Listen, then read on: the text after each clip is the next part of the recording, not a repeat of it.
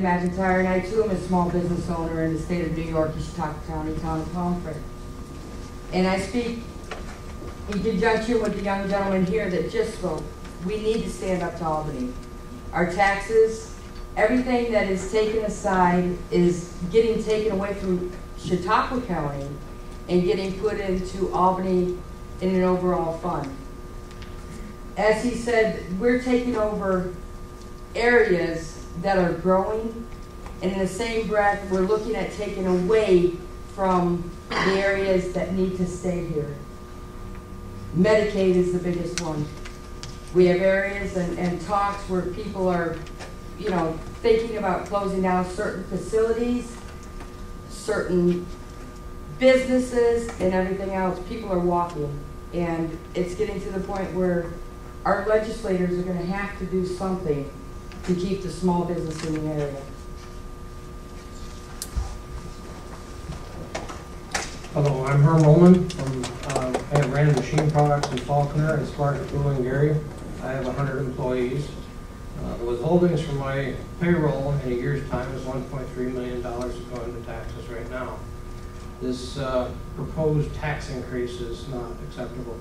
It has to be, we need to change things in New York State.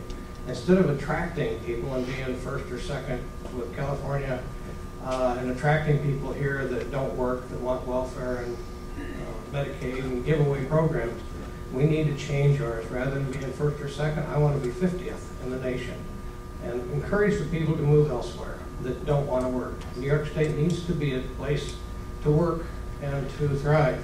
Too many businesses are moving out of the area. We're losing our industrial base. It's not a good thing.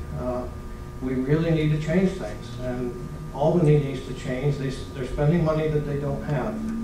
They're attracting people that want these benefits, and from what I can see, New York State's the easiest one to get paid out of, and it's not right. It needs to be turned around.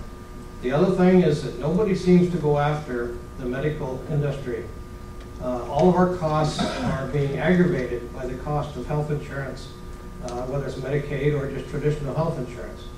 The cost of living in the last 20 years has gone up about 3% per year, except for the medical industry, the healthcare and such. And that's been going up anywhere from 10 to 30% every year, and it's not justified. Most of the drugs are being made in China now, so it should be cheaper if anything.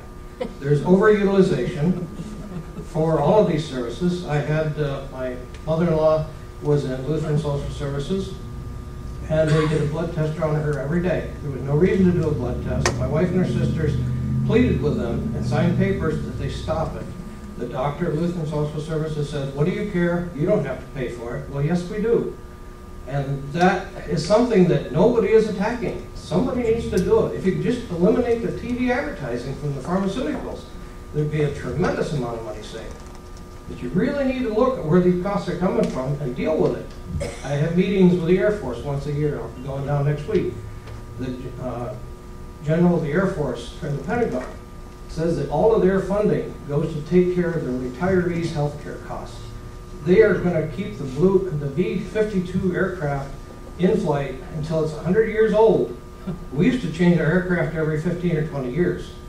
And to take an aircraft and fly it for 100 years, that is ridiculous.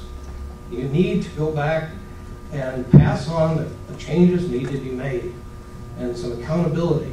And I realize that pharmaceuticals fund most of the election campaigns for our federal officials, and that's why they don't attack them.